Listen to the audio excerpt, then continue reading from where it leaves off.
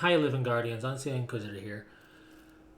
With Final Shape basically just about here, I wanted to get 2 videos out before launch for doing my initial thoughts on some things. This first video here is going to be some initial thoughts and planning for going through the expansion itself in terms of what I want to bring in there and everything else. And then the second video is going to be initial thoughts and planning for contest mode rating. The reason I want to do these pretty much back to back like this is because we have such limited time until the raid comes out that I'm not really going to necessarily have the time to go ahead and do a prep video after being exposed to Final Shape and getting the prismatic subclass and everything else. So with that said, this one's going to focus on the campaign. The second video will focus on raid prep. So if you clicked on this video by accident, I hope you'll stick around for this and the next one. And pull up a chair, grab a drink if you want to hang out, and of course, share your thoughts in the comment section. Not just on what I'm doing, but what are you doing? What are your initial plans? Now I say initial plans because this is without having access to Final Shape. And of course, Final Shape can change things up. Between the prismatic subclass and the gear drops and everything else, things could shift. Particularly for that raid prep. But the initial thoughts are still important because it's going to help shape things. So with that said, for me, it's going to involve my Warlock. Everybody has a class that they prefer to play, and for me, it's been Warlock. That's how I prefer to do everything. That's how I'm going to tackle everything. That's how I'm going to go into the raid. And it's worked pretty well for me in the past. It's just the way I like to play. So, in that regard, that's my focus for this initial thought and prepping for the expansion. There's just not enough time for me to even worry about touching the other Guardians that I have until the raid weekend is over. So in that regard, everything's focused on getting my Warlock where I need it to be, and where I need to be is raid ready, and that's the idea. Now, with that said, I've done kind of the pre-prep, if you will. That's the hoarding of bounties and apparently the hoarding of exotic engrams. The exotic engram thing I've been doing without even realizing it was an actual strategy. I just didn't care to decrypt them right away. So I've been holding on to them.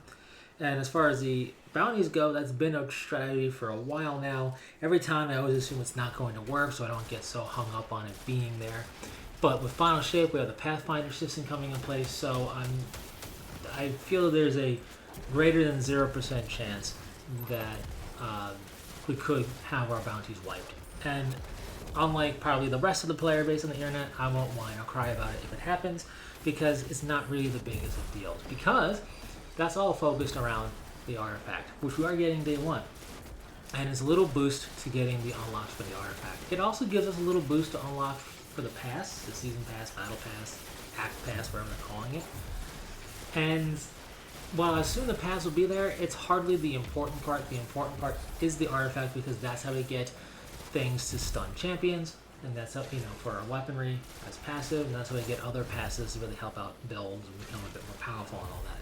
So even if we don't have any bounties to turn in, we're going to be able to unlock stuff for the artifact without that much of an issue. And as long as we get the champion stuff unlocked, that's really the most important part in my opinion, particularly for the raid, because, well, there are going to be champions in there. So, with that said,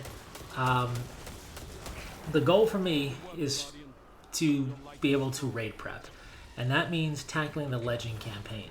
Now, I was going to tackle the Legend campaign anyway. That's how I did Lightfall and everything else, because it's a triumph, tends to get you an emblem and whatever else, and it's also going to net us, in this case, a higher power when we're done with it, of 1960. Considering contest mode caps our power, effective power in the raid, to a maximum of 1965, or at least I should say, 1965 is going to be the cap in regards to how powerful we're going to be able to be, because that's going to be the cap more or less for the final encounter, I believe. Everything else, the way a raid works is that it scales up in difficulty. So whatever the recommended power is, that's where it starts, and it ends higher than that. So my guess is that if you're at 1965, like they said, every single encounter you're going to be at the max power allowed during contest mode. So getting at 1960 by the end of the Legend campaign is a pretty nice step in the direction. So to that effect, I am going to be utilizing perhaps a different build than what most people are going to be bringing in for Warlocks into the campaign. And that's because this build is really going to shine, in my opinion, because it's a good build now, and I think this build's really going to shine, not becoming super top tier, everybody plays it, but it's really going to shine for me in regards to being very open-ended, because it's what I call a foundational build, and that'll be a video for another time. But this is my Mantle of Battle Harmony build for Warlocks. This is what I call my Spec Ops style, because it's set up in a very cliche Spec Ops visuals, and it's going to be very nice for whatever subclass I want to slot in there and take into the campaign, which for me is going to be Voidwalker to start off. Now, this build focuses on Mantle of Battle Harmony. Mantle of Battle Harmony has the exotic perk Absorption Cells, and while that's going to get tweaked and a bit of a verbiage update, the what it does is going to remain the same. The how you're able to do it is getting a little bit of an update in terms of the tweak, and the background stuff is getting a little bit of a change as well, but it doesn't change ultimately what this exotic is doing. So I'm just going to talk about it as if Final Shape's already out, because, well, there's no sense in talking about how it used to be, because that's going away. So the way it's going to work is that takedowns with weapons that have an element matching the damage type of your super will grant you bonus super energy, and when your super is full, whenever you take down an enemy with a weapon that has a damage type that matches your super, you're going to get a temporary bonus to weapon damage of that same element. Basically, for monochromatic subclasses, it's working exactly the same as it's always been working. We're just using the keyword super as opposed to subclass. This update was made so that the prismatic subclass can tango with this exotic armor. So in that case, you just have to pay attention to whatever your super is element-wise and have your weapon match accordingly. You do that, and you're going to be just fine in regards to tackling this build with prismatic and monochromatic subclasses. Now, the bonus super energy, or getting super energy on elemental weapon takedowns that match your super, is going to also be tweaked a little bit. It used to be a flat bonus across the board with a 2-second cooldown timer that will show up as energy drain. Well, they're making it a scale. So rank and file enemies award less super energy than mini bosses and the like, right? And everything in between. However, that 2-second cooldown timer is being removed. And that's, I think, going to give this ultimately a little bit of a buff, I feel, personally, because having done some testing just in a basic lost sector, killing things pretty easily, with a scout rifle, no less, which tends to kill things a little bit slower, the first enemy takedown procs absorption cell and then gives us that energy drain cooldown. And in that process of that 2-second cooldown, which you have to wait for it to be completely off your screen until it's able to proc absorption cells again. But in that 2-second, or quote-unquote 2-second window, I was able to take down 3 other enemies that did not count for the perk of the exotic. So, no super energy. Now, once we get the update and everything, those 3 would have also counted. That's why I'm saying I believe this would be a bit of a little bit of a buff for Mantle of Battle Harmony. Now, how to build this out without going into too much detail, the way I did it, because there's different ways you can do it, is very much a Siphon universal build. So harmonic mods are what I make use of here. So I have double harmonic Siphon. You're going to have an ammo finder of your choosing in the helmet. For the arms, I use a harmonic loader because that's going to be helpful. I also utilize Impact Induction and Focusing Strike because those use powered melee attacks, dealing damage with a powered melee attack. The reason I did that with focusing strike giving me class ability energy, and with impact induction reducing the grenade cooldown with that, is because, yeah, I'm running it as Void Walker in the campaign, Legend campaign, to start things off.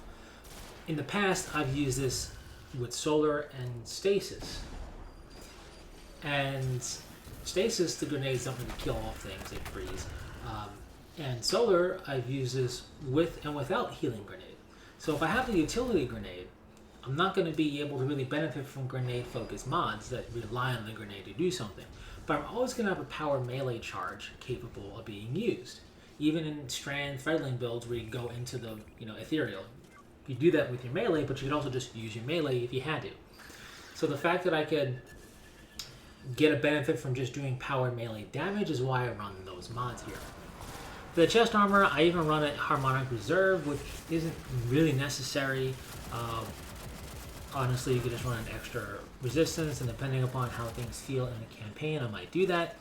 On the leg armor, I run Innervation for grenade energy, or reduced grenade cooldown, and I run Insulation for reduced class ability cooldown each time you pick up an orb of power. One does grenade, one does class ability, and I also run Recuperation to replenish some health on an orb of power pickup, because with Siphon, I'll be able to make consistent orb power. And lastly, I run 2 copies of Bomber in the class item, which reduces grenade cooldown when using your class ability, and I run Reaper to make an extra orb.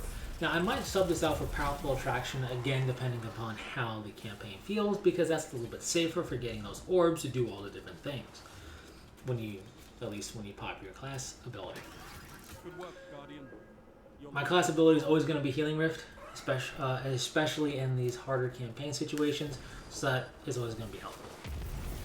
And that's the build. Notice I didn't say anything about my Void Walker setup. That's going to be whatever Void Walker setup you want. It's going to be whatever Dawnblade setup you want. It's going to be whatever Strand or Stasis or whatever setup you want. You slot it in here, and then the important thing is going to be the weapon support. Now for me, I'm going to use Elsie's Rifle and a Commemoration because I want to match the element, both of which are going to really chew through things and help me out. I'm also going to run Forerunner, I think, initially, potentially swapping that out for something else. Maybe Conditional Finality. Who knows?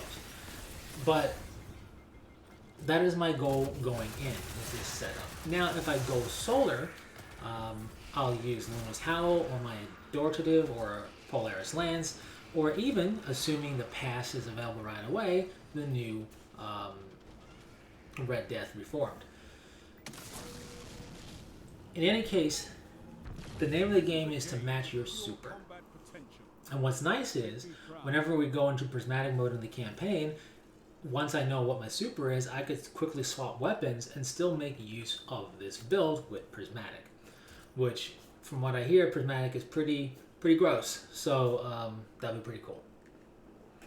In any case, that's my thoughts and plannings going in with Mantle of Battle Harmony, something a bit different. That's all well and good, particularly because one thing I do recommend you do, whether it's during the campaign or prior to anything or before you really start your infusing, whatever you do, is really make sure you have a set of legendary armor that you put together for the stats you're looking for, and then every loadout that you use, swap out the appropriate exotic, of course, or swap in the appropriate exotic, but use the same legendary armor. This is going to help you save on infusion material, because in the case of Mantle of Battle Harmony, if I'm going to run this, and let's say I want to run Starfire, it's the exact same armor pieces. The only difference is going to be the exotic chest piece in that example. If I'm going to run this and then I'm going to go to something else, like Dawn Chorus, well, then I've got to slot in a legendary chest item and then slot in the exotic helmet. Still okay, because the legendary chest item will be the same legendary chest item for Dawn Chorus as it is for my Controverse Hold build, and so on. So the idea here is that it's less overall armor infusion required, which is helpful because no matter what you do, the bulk of your infusing, especially if you're getting raid ready, which is part of the next video, it's going to be in infusing weapons. So the more you're able to just conserve and be more efficient on infusion, the better. Anyways, that's all I got for you in this one. A little bit of a random build to go into final shape. I think it's going to work out fine. Like I said, because all the legendary armor is the same across my builds, if I have to sub it out for a different build entirely, it won't be that big of a deal. So, with that said, thanks so much for tuning in and stopping by. If you made it to the very end of this video, consider commenting the word prismatic so I know you made it to the very end. And until next time, Guardians, stay frosty.